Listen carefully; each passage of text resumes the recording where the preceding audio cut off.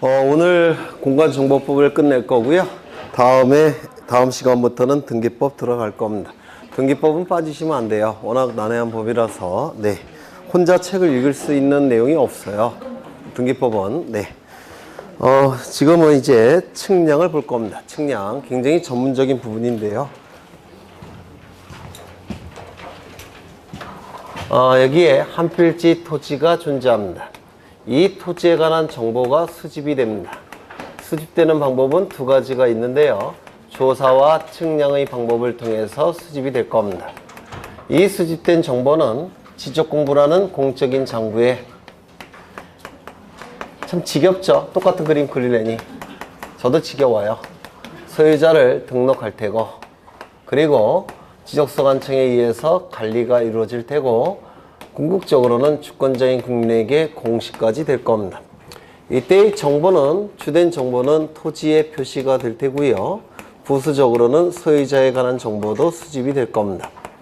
토지의 표시는 소재, 지번, 지목, 면적, 경계, 좌표가 될 겁니다. 이때 요 세 가지를 수집하는 방법은 조사가 될 테고, 요 세 가지를 수집하는 방법은 측량이 됩니다. 물론 이 소유자에 관한 정보는 조사를 통해서 수집이 이루어지게 될 겁니다. 이때 요 세 가지를 수집하는 방법이 측량이라고 했는데, 이 정보들은 토지에 관한 정보 맞습니까? 토지에 관한 정보를 한자로 뭐라고 부릅니까? 지적. 그렇죠? 그러면 이 측량을 뭐라고 부르겠습니까? 지적 측량, 이렇게 부르는 겁니다. 지적 측량. 그래서 경계, 면적, 좌표를 수집하는 측량이 바로 지적 측량이라고 부를 겁니다. 그렇겠죠? 이 등록이 될 때 이 면적, 경계, 좌표 값이 지적 측량을 통해서 수집이 돼서 이 지적 공부의 면적, 경계, 좌표 값이 등록이 될 겁니다. 이렇게 등록이 될 거예요. 이 면적, 경계, 좌표 값은 아주 정밀하게 수집이 돼야 되니까 기구를 통해서 수집합니다. 이 기구를 측량 기구라고 부를 텐데요. 이 측량 기구를 통해서 정밀하게 수집이 돼야 되는데, 이게 바로 지적 측량이라고 부를 겁니다. 그런데 이 지적 공부에 등록이 될 때도 지적 측량을 통해서 수집하지만, 이 면적, 경계, 좌표 값을 토지 위에 복원할 때도 복원이 이루어질 때도 이 지적 측량을 통해서 정확하게 복원을 합니다. 그래서 등록할 때뿐만 아니라 복원이 이루어질 때도 지적 측량을 해야 돼요.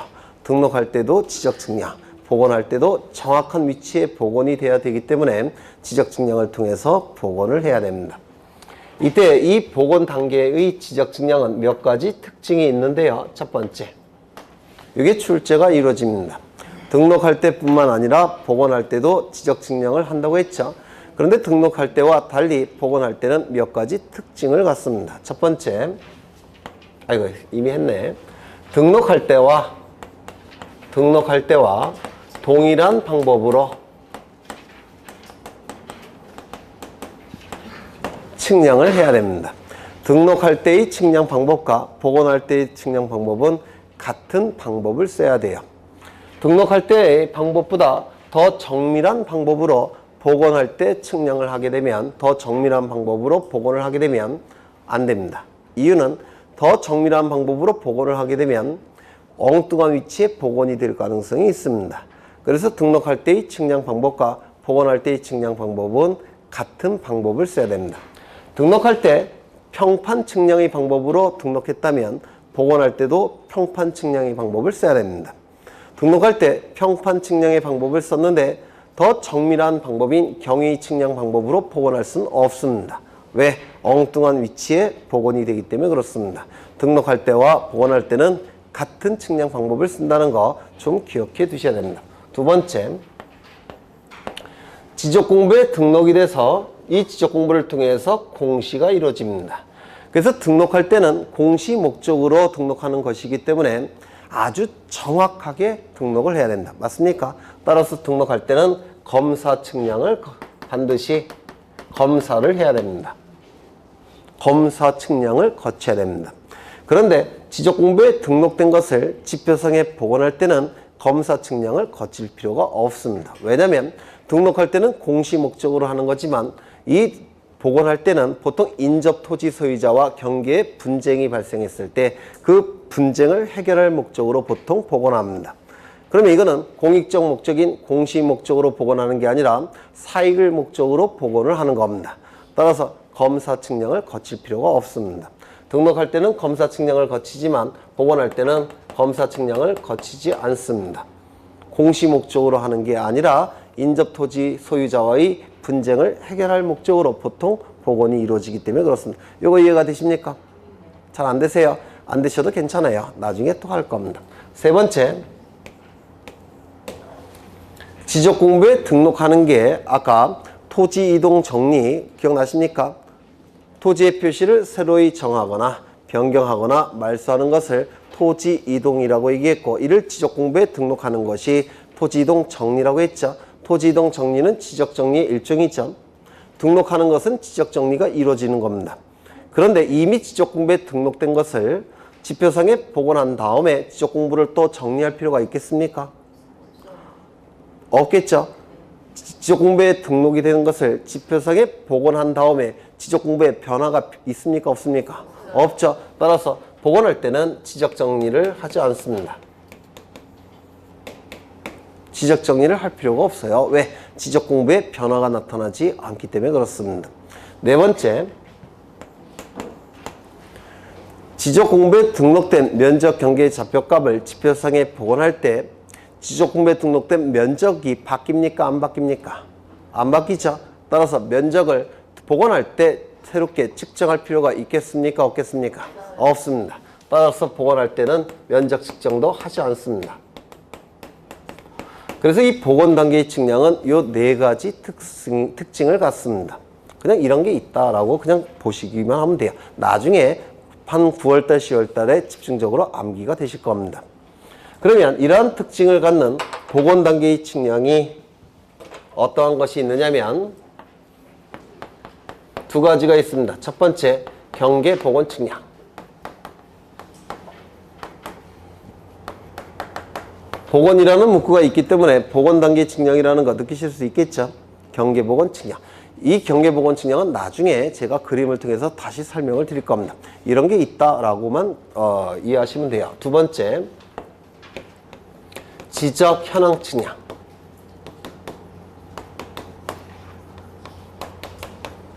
이 두 가지 측량은 복원 단계의 측량이지 등록할 때의 측량이 아닙니다.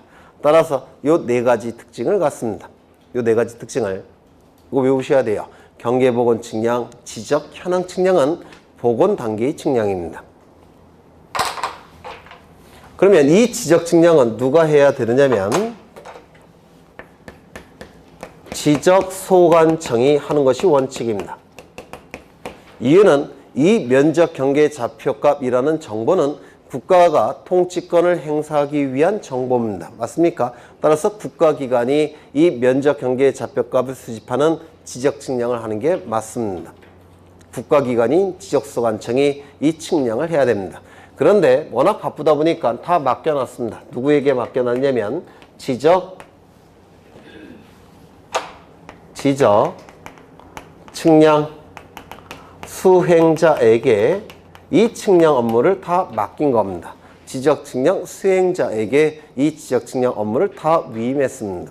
그래서 지적 측량 수행자가 이 지적 측량을 실질적으로 하게 됩니다. 지적 측량 수행자. 이 지적 측량 수행자는 둘이 존재하는데요. 한국국토정보공사라는 법인이 있고요. 두 번째, 지적 측량을 업으로 하는 자. 이 둘을 지적 측량 수행자라고 부릅니다. 한국국토정보공사는 예전에 뭐라고 불렸냐면 대한지적공사라는 명칭을 가지고 있었습니다. 들어보신 적 있죠? 대한지적공사. 대한지적공사가 이름이 바뀐 겁니다. 한국국토정보공사로. 한국국토정보공사로 이름이 바뀐 거고요. 지적측량업자는 지적측량업을 하는 일종의 회사예요. 회사. 지적측량업을 하는 자. 이 업을 하기 위해서는 시도지사에게 업을 등록해야 됩니다. 국토교통부 장관에게 등록하는 게 아니고요. 시도지사에게 등록합니다. 한국국토정보공사는 등록할 필요가 없습니다. 이유는 법률에 의해서 설립이 된 일종의 법인이에요. 법률에 의해서 설립이 됐기 때문에 일개 시도지사에게 등록할 필요는 없습니다. 그래서 지적측량업자만 등록하는 것이고 이 한국국토정보공사는 업을 등록할 필요가 없습니다. 이런 건 다 기출된 지분이 있습니다.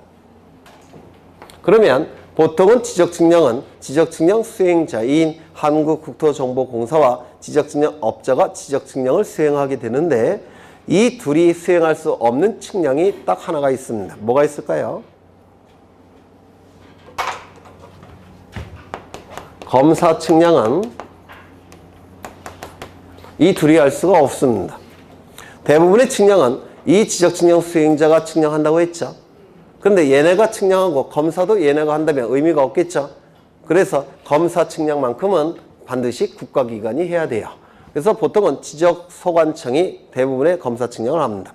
그런데 규모가 굉장히 큰 토지도 있겠죠. 그때는 시도지사가 검사 측량을 합니다. 그래서 국가기관만이 검사 측량을 할 수가 있습니다.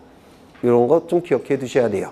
대부분의 측량 업무는 지적측량 수행자인 한국국토정보공사와 지적측량업자가 지적측량을 수행하지만 얘네가 한 측량 성과에 대해서 검사 측량만큼은 누가 해야 된다고요? 국가기관이 해야 됩니다. 즉 검사 측량은 지적소관청이나 시도지사가 검사 측량을 해야 됩니다. 이런 것들이 이제 지적측량에서 출제가 되는 부분이에요.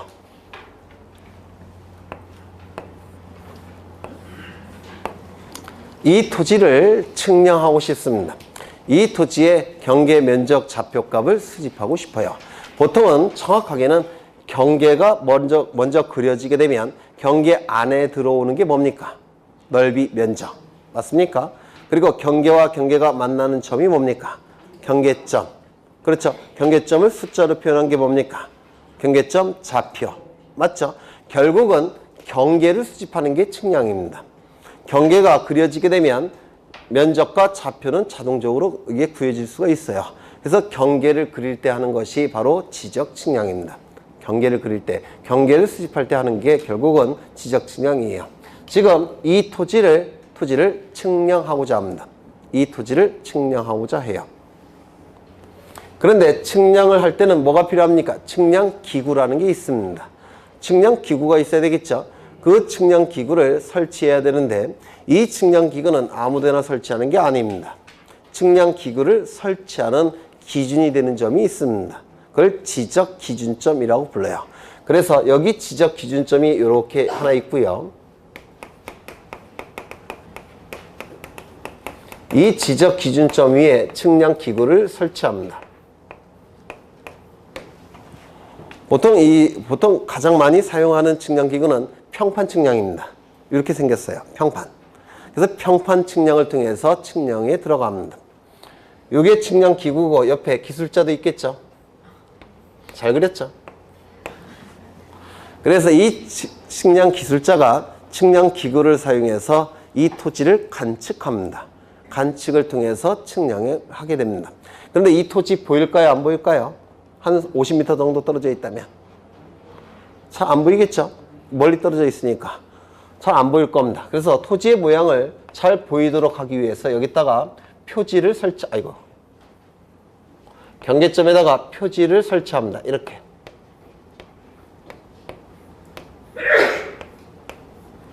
이를 경계점 표지라고 부릅니다. 경계점에 토지 위의 지표상의 경계점에 표지를 설치합니다. 그러면 이런 것들은 한 30m 떨어진 곳에서 보일까요? 안 보일까요?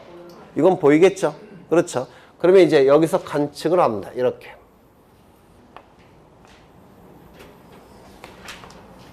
이렇게 관측을 하게 돼요. 관측을 하면 요거를 관측하고 요 경계점을 관측하면 요 각도가 이 기구를 통해서 구해집니다. 각도가. 이 각도가 구해지면 삼각함수라는 거 혹시 들어보셨습니까? 사인 세타, 코사인 세타, 탄젠트 세타.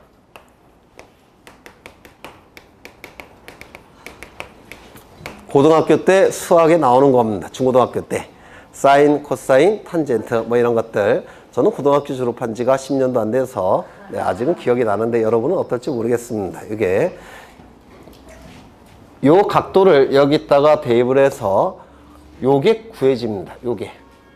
이 삼각함수를 통해서 요 경계가 그려져요. 요것과 요것은 같은 걸까요? 다른 걸까요? 같은 거죠. 네. 요러한 방법을 통해서 측량을 하는데요. 지금 모양이 무슨 모양입니까? 삼각형 모양이죠. 그래서 이 삼각형을 이용해서 측량할 때 삼각측량이라고 얘기합니다. 삼각형을 이용해서 측량한다는 뜻이에요. 삼각측량이라고 부릅니다. 그래서 이러한 방식을 통해서 경계가 그려집니다. 경계를 도면 위에 그릴 수가 있습니다. 어려우신가요? 네, 어려우세요 이게? 네. 어려워도 어쩔 수 없습니다. 우리나라를 그린 건데요. 여기는 뭡니까? 휴전선, 38선 그러시면 안 돼요. 휴전선. 지금 이 토지를 측량하고자 합니다.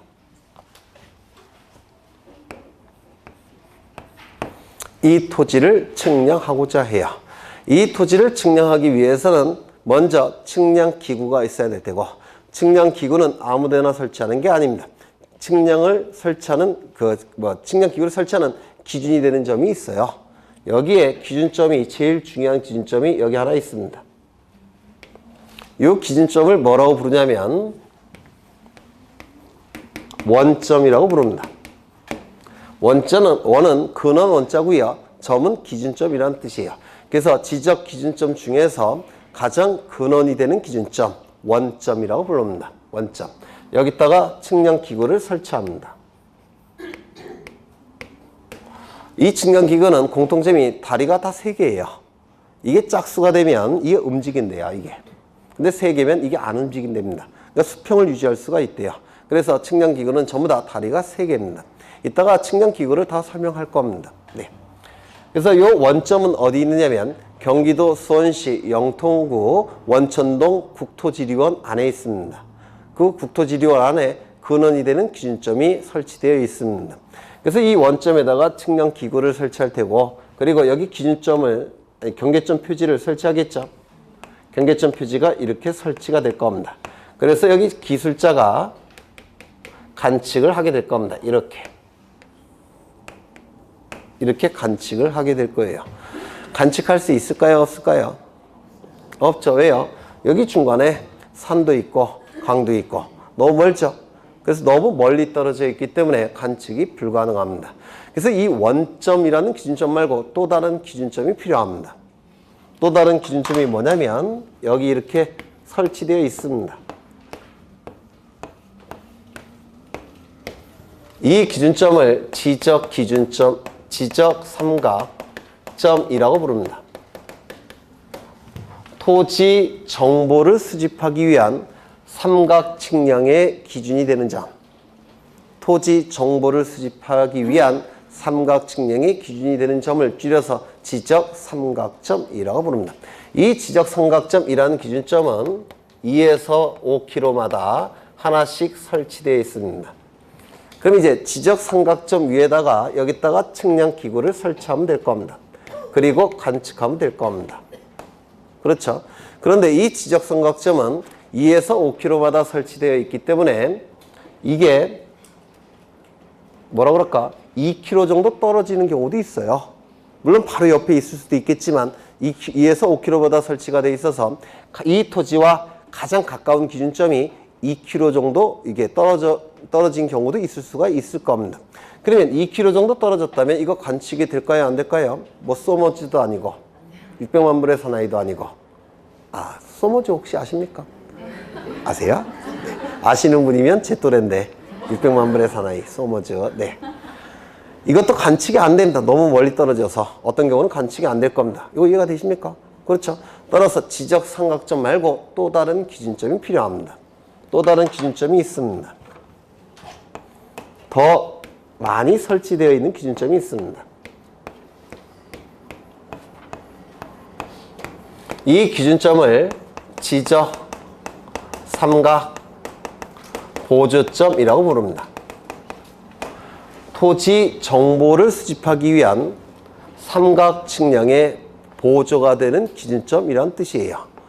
이 지적삼각 보조점은 1에서 3km마다 설치되어 있습니다. 땅바닥에. 그래서 길거리 다니시면서 땅만 보고 한 30분 정도 걸어 다니시다 보면 이런 거 다 발견이 됩니다. 요게 한번 찾아보세요. 네. 지적삼각 보조점. 이것도 1에서 3km마다 설치되어 있기 때문에 여기다가 이렇게 설치할 텐데요. 요게 1km 정도 떨어지는 경우도 있을 수 있겠죠. 근데 1km 정도 떨어져 있다면 이거 관측이 되겠습니까? 안 되겠습니까? 안 돼요. 그렇죠. 너무 떨어져 있으니까. 따라서 이 기준점 말고 또 다른 기준점도 필요합니다. 또 다른 기준점이 있습니다. 좀 더 많이.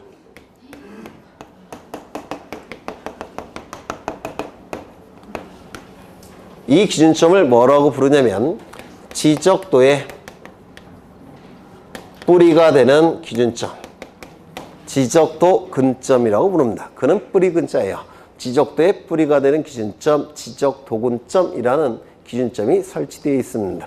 이 지적도근점은 50에서 300m마다 하나씩 설치되어 있습니다. 300m 정도가 되면 이게 그 측량 기구를 통해서 요즘은 이렇게 만원경 형태로 되어 있기 때문에 이게 관측이 돼요. 이게 그래서 지적 도근점이 설치되어 있는데요. 이 지적 도근점에서 측량 들어가면 됩니다. 이렇게 드디어 여기까지 되셨습니까? 이 세 가지를 뭐라고 부르냐면 지적 기준점이라고 부릅니다. 지적 기준점. 지적 기준점 세 가지는 암기되셔야 됩니다. 지적 삼각점, 지적 삼각 보조점, 지적 도근점. 이 세 가지를 지적 기준점이라고 부릅니다. 다 기출 지문이 있습니다. 그런데 이런 기준점은 정확한 위치에 설치가 돼야 되겠죠. 정확한 위치에 설치가 돼야 되기 때문에 이 기준점을 설치할 때도 측량이 필요합니다. 이 지적 삼각점을 설치할 때 하는 측량을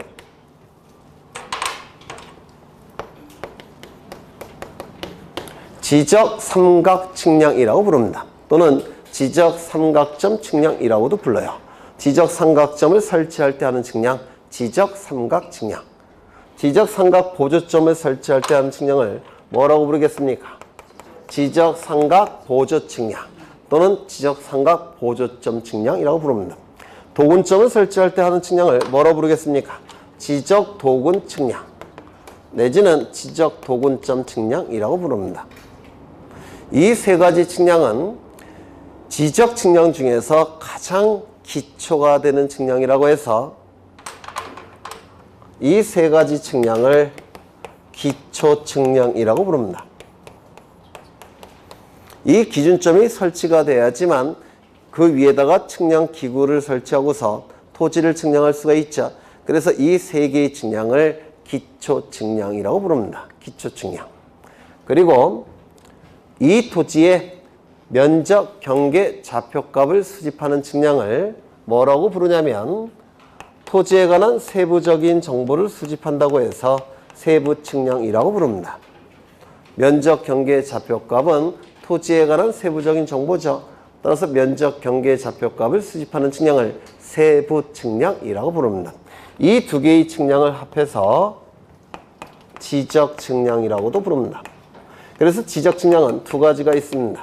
세부 측량, 면적, 경계, 좌표값을 수집하는 세부 측량. 지적 기준점을 설치하는 기초 측량. 이 두 가지 종류가 있습니다. 네, 여기까지 보시면 될 것 같아요. 하나 더, 여기 측량 기구가 있다고 했는데 측량 기구를 좀 보겠습니다. 다리는 다 세 개예요.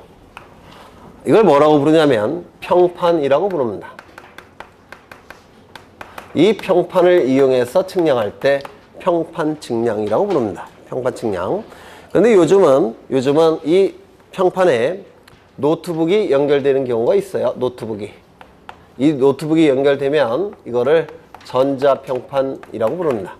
그래서 이 노트북이 연결된 평판을 전자평판이라고 부르고 이를 통한 측량을 전자평판 측량이라고 불러요.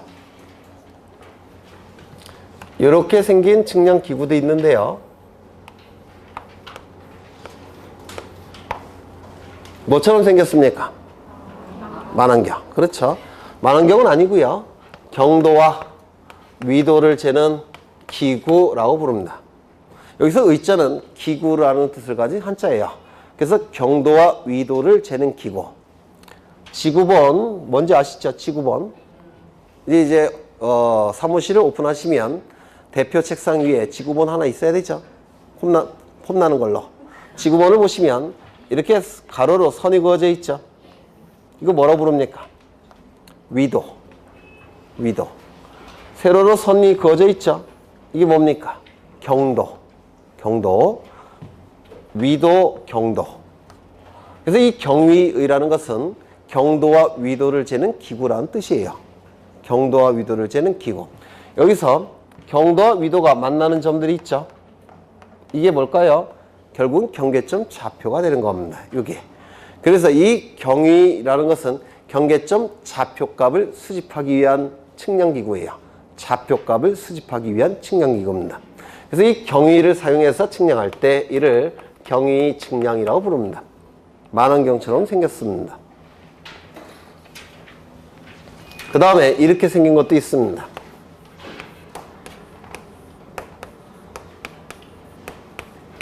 뭐처럼 생겼습니까? 네?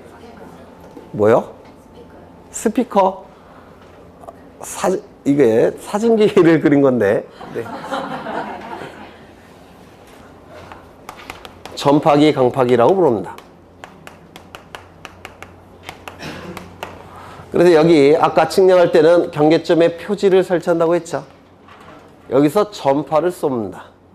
그리고 여기 부딪혀갖고 되돌아오는 속도가 있습니다. 그 속도를 이용해서 거리를 구하는 겁니다. 여기서 전파를 쏘게 되면 전파기, 광파를 쏘게 되면 광파기라고 불러요. 그래서 전파나 광파를 경계점 표지에 쏴서 거기 부딪혀서 되돌아오는 속도를 가지고 거리를 구할 때 하는 측량이에요. 이거를 전파기, 광파기 측량이라고 부릅니다. 또 뭐 하나 더 그려야 되는데, 이게 뭘까요? 돌고래는 아니에요. 비행기입니다. 비행기를 띄워서 비행기에서 토지를 사진 촬영해서 측량하는 방법이 있습니다. 이거를 사진 측량이라고 불러요. 하나 더 있습니다. 뭘까요? 인공위성. 인공위성에서 측량하는 게 있습니다. GPS 측량이라고 불러요. 인공위성 측량, GPS 측량. GPS 측량, 인공위성 측량. 이렇게 6가지 측량 방법만 우리 공간정보법에서 인정합니다. 평판 측량, 전자평판 측량, 경위 측량, 전파기, 강파기 측량, 그 다음에 사진 측량, GPS 측량. 이게 정밀도 순서입니다. 그래서 가장 정밀한 것은 GPS. 두 번째는 이거, 세 번째는 이거, 네 번째, 다섯 번째입니다. 그리고 가장 정밀도가 떨어지는 것은 평판 측량이 될 겁니다. 우리 공간정보법에서 주로 사용하는 측량은 이거예요. 이걸 가장 많이 사용합니다. 왜냐하면 이쪽으로 갈수록 비쌉니다. 비용이 너무 많이 들어서 아직은 이쪽은 잘 쓰지 않습니다. 전자평판을 대부분 씁니다. 다만 비싼 토지의 경우에는 이걸 가지고 측량을 합니다. 좌표값을 수집할 때는 경위 측량 방법을 쓰게 됩니다. 이런 것들은 비용이 너무 많이 들어서 잘 안 씁니다. 네. 여하간 우리 공간정보법은 이 6가지 측량 방법만을 사용할 수가 있습니다. 다른 건 쓸 수가 없어요. 네. 책을 좀 보겠습니다. 136쪽을 보시면 지적 측량의 의의가 나오는데요. 거기 보시면 첫째 줄에 등록이라는 문구 있습니까? 있죠.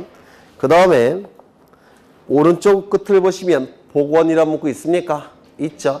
등록할 때뿐만 아니라 복원할 때도 지적 측량이 필요하다는 겁니다. 복원할 때의 측량 특징이 4가지가 있었죠. 첫 번째, 등록할 때와 같은 방법으로 측량을 한다는 거. 즉, 등록할 때 전자평판 측량을 썼다면 복원할 때도 반드시 전자평판 측량을 써야 돼요. 등록할 때의 측량 방법과 복원할 때의 측량 방법은 반드시 같은 방법을 써야 됩니다. 더 정밀한 측량 방법을 쓸 수가 없다는 겁니다. 엉뚱한 위치에 복원이 될 가능성이 있기 때문에 그렇습니다. 두 번째 뭐가 있었습니까? 복원할 때는 검사 측량을 거치지 않는다는 거. 세 번째, 복원할 때는 지적 정리가 필요 없다는 거. 네 번째, 복원할 때는 면적 측정을 하지 않는다는 거.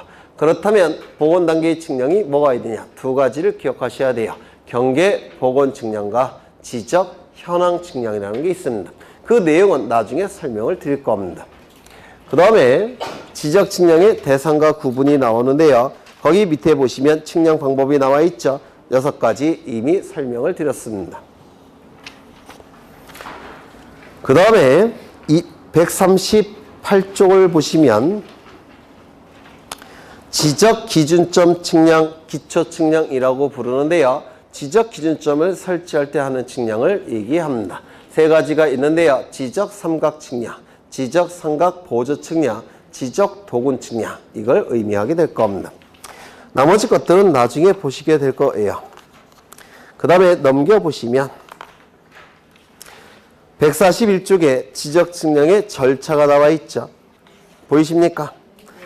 측량에서는 주로 여기서 출제합니다. 물론 올해도 출제가 됐고요. 네, 지적 측량의 절차. 이건 나중에 프린터로 해결을 할 겁니다. 네, 이런 게 있다. 별표만 쳐두시면 돼요. 아직은 설명드려도 잘 모르실 겁니다.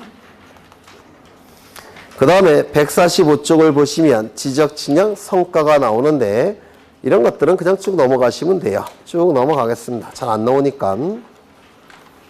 150쪽을 보시면 지적 측량 적부심사라는 게 있는데요. 보통의 지적 측량을 하게 되면 지적소관청이 검사까지 한다고 그랬죠. 검사까지 다 거치게 되면 이제 그 성과물들을 지적 측량 성과라고 부릅니다. 측량 결과물들이 있겠죠. 지적 측량을 하게 되면 결과물들이 나올 텐데 그것에 대해서 지적소관청의 검사까지 거치게 되면 이제 지적 측량의 성과다 이렇게 얘기합니다. 지적 측량의 성과. 그런데 이 지적 측량 성과에 대해서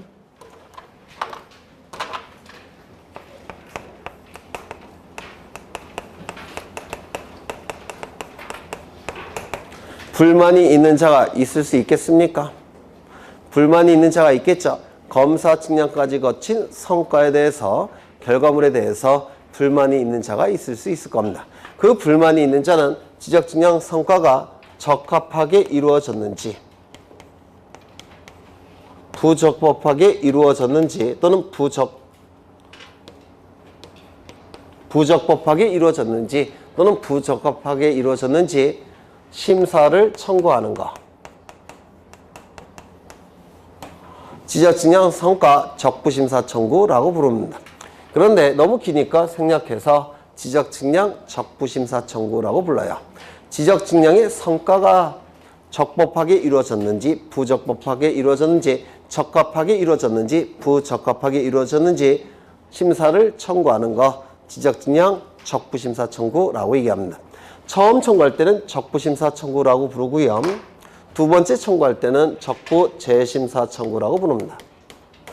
그래서 적부심사 청구는 두 가지가 있습니다. 지적 측량 적부심사 청구와 적부재심사 청구라는 게 있습니다. 뭐 어렵습니까? 불만이 있는 자는 지적 측량 성과가 적합하게 이루어졌는지 부적합하게 이루어졌는지 심사를 청구할 수가 있는데 이를 지적 측량 적부심사 청구라고 부릅니다. 처음 청구할 때는 적부심사 청구, 두 번째 청구할 때는 적부재심사 청구라고 부릅니다. 이걸 좀 보겠습니다.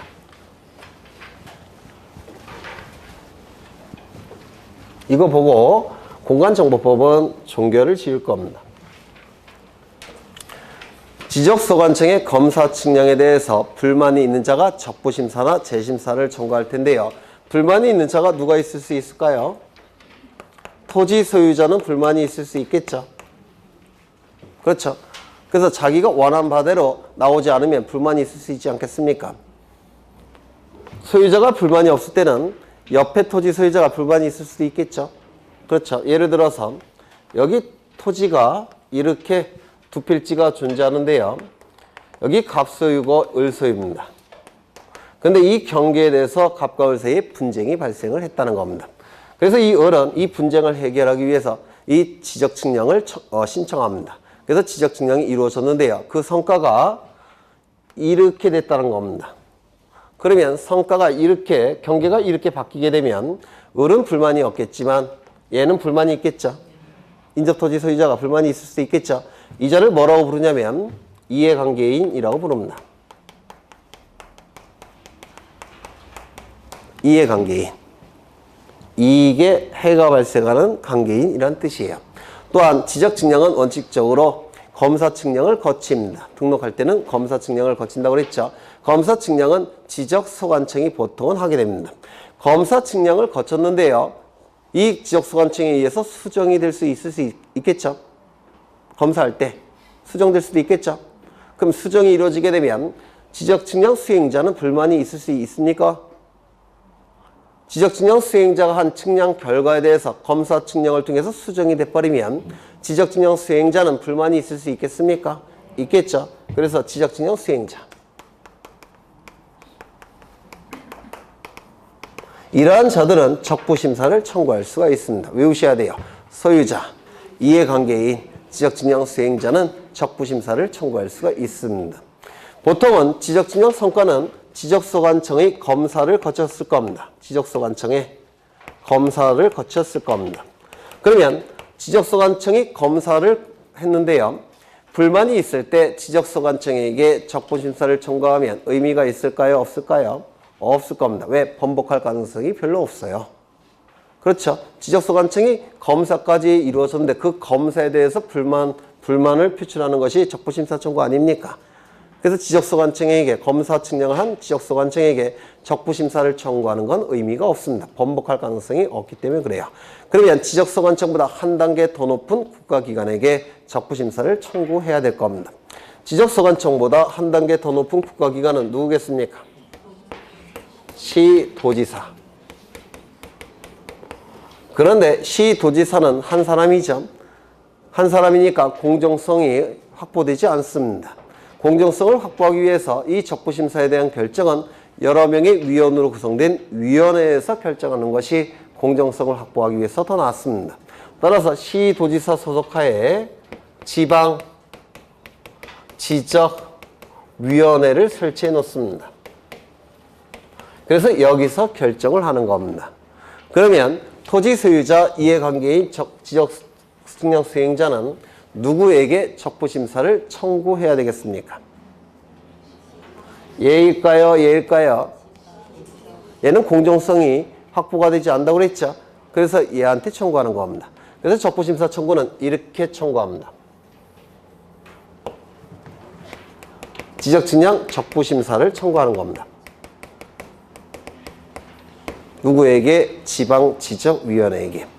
문제는 지방지적위원회는 위원회 형태고 소속 공무원이 없습니다. 그래서 일반적인 행정 업무를 처리할 공무원이 없어요. 이쪽에는. 그러면 그 행정 업무를 처리하기 위해서는 얘한테 청구를 하는 거지만 청구서는 이렇게 제출합니다. 잡무를 이쪽 소속 공무원이 처리를 해야 되기 때문에 그렇습니다. 그래서 적부심사 청구는 누구에게 청구하는 거냐면 지방지적위원회에 청구합니다. 하지만 서류는 누구에게 제출한다고요? 시도지사에게 제출하는 겁니다. 즉 적부심사 청구서는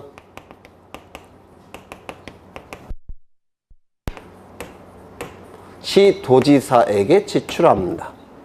이거를 우리 공간정보법은 뭐라고 표현하느냐면 시도지사를 거쳐 지방지적위원회에 청구한다라고 규정되어 있습니다. 이걸 외우셔야 돼요.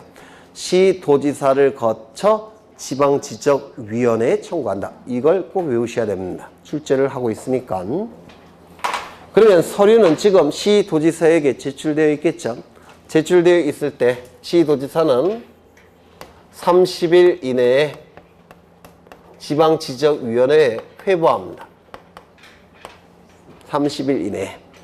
이런 기간의 제한이 없게 되면 시도지사가 이걸 묵살하는 경우도 있어요. 서랍에 집어넣고 안 받은 척하는 경우도 있을 수가 있습니다. 이걸 막기 위해서 30일 이내에 회부해야 된다라고 규정이 되어 있는 겁니다. 그러면 서류가 이쪽으로 가게 되면 이제 지방지적위원회는 60일 동안 열심히 심의하고 그리고 의결을 할 겁니다. 의결이 이루어지기 위해서는 위원회 위원 과반수 이상이 출석해야 되고요. 출석한 위원 과반수 이상의 찬성이 있어야지만 의결이 가능합니다. 그런데 사안이 복잡할 수도 있겠죠. 그렇지 않겠습니까? 토지의 규모가 굉장히 클 수도 있겠죠. 사안이 복잡하고 규모가 클 때는 60일 갖고 해결이 안 되는 경우도 있어요. 그때는 30일을 넘지 않는 범위 내에서 한 번은 연장이 가능합니다. 이 연장의 결정 권한은 시도지사에게 있는 게 아니라 지방지적위원회의 의결로서 연장을 결정하는 겁니다. 다 출제가 되는 것들이에요. 의결이 이루어졌다면 지방지적위원회는 시도지사에게 지체 없이 송부합니다. 지체 없이 송부가 이루어지게 되면 의결서가 송부가 되면 시도지사는 7일 이내에 통지하게 됩니다. 여기서 통지의 상대방이 출제가 되는데요. 누구에게 통지하느냐면 청구인 및 이해관계인에게 통지합니다. 이것도 출제가 된 겁니다. 이것이 의미하는 바가 뭐냐면 소유자가 청구했다면 소유자가 청구인이겠죠. 이 둘이 이해관계인이 되는 겁니다. 인접토지 소유자가 청구했다면 이 둘이 이해관계인이 되는 겁니다. 얘가 청구했다면 이 둘이 이해관계인이 되는 겁니다. 그래서 전원에게 통지하게 됩니다. 7일 이내에. 그러면 통지를 받은 자들은 고민해 보겠죠. 받아들일 것인지 다시 한번 청구할 것인지 고민하게 될 겁니다. 고민할 수 있는 기간은 90일이에요. 90일 동안 고민하게 됩니다. 그래서 받아들일 수도 있고 다시 한번 청구할 수도 있는데요. 다시 한번 청구할 때는 이쪽에 청구하면 의미가 있겠습니까? 없겠죠. 한 단계 더 올라가야 됩니다. 시도지사보다 한 단계 더 높은 국가기관은 누굽니까? 국토부 장관이겠죠. 국토부 장관. 국토교통부 장관을 의미합니다. 그런데 이 사람도 한 명이니까 공정성 확보가 미흡합니다. 그래서 이 국토교통부 장관도 소속의 중앙지적위원회를 설치해 놓고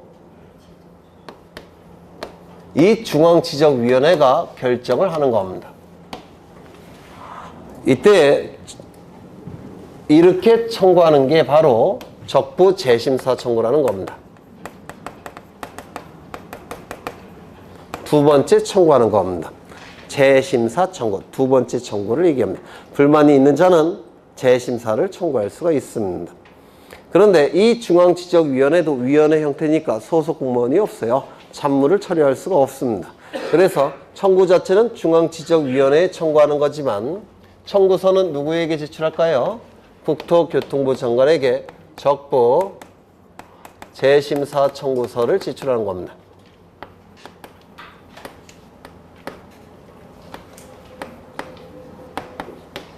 이거를 우리 공간정보법은 뭐라고 표현하고 있느냐면 국토교통부 장관을 거쳐 중앙지적위원회에 청구한다 이렇게 규정되어 있습니다.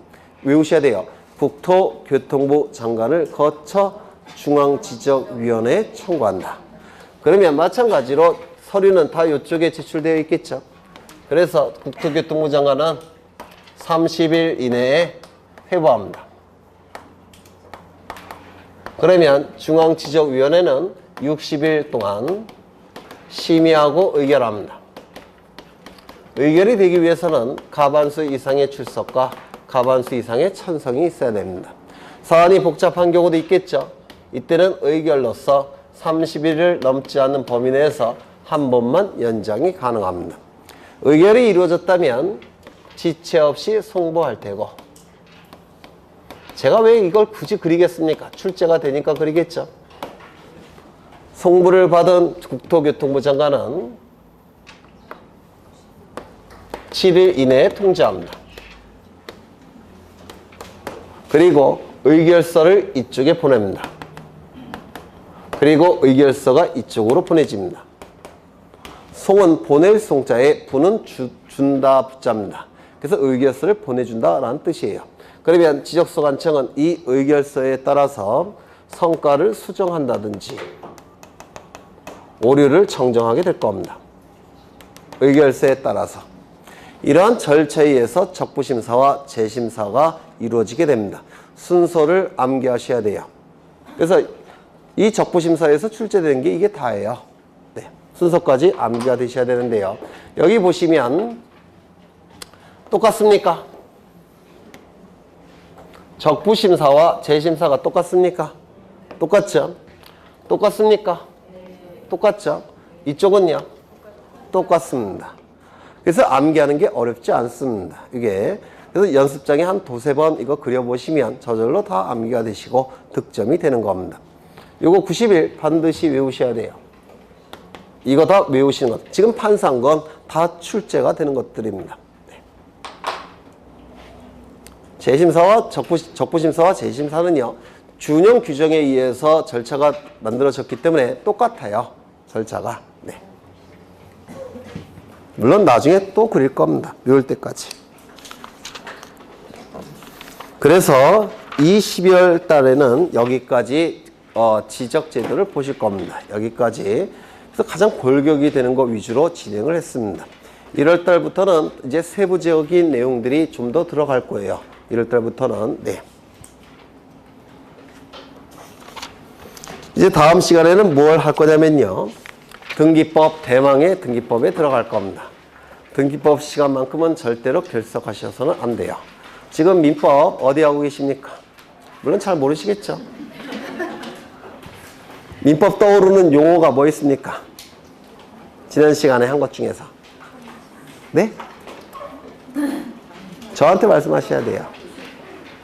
아무 용어나 괜찮습니다. 네? 총칙 하세요. 총칙. 물건은 아직 안 하셨습니까? 물건 하셨습니까? 네. 그러니까 민법의 물건이 우리 등기법의 기초가 되는 내용입니다. 근데 참 걱정이에요. 네. 네. 물건이 기초가 되는데 물법 하셨어도 잘 모르시겠죠? 민법에서 가장 쉬운 데가 물건이에요. 그게. 네. 그래서 다음 시간에는 등기법 들어갈 겁니다. 등기법만큼은 한번 읽어보시면 아시겠지만 읽어도 뭔 말인지 모릅니다. 그래서 빠지셔서는 절대 안 돼요. 이 등기법만큼은. 네. 다음 시간에 안 나오실 분 미리 손 들어보세요. 없으시죠? 네. 제가 몇 명인지 다 쳐놓고 있습니다. 네. 고생하셨고 다음 주에 뵙겠습니다. 수고하셨습니다.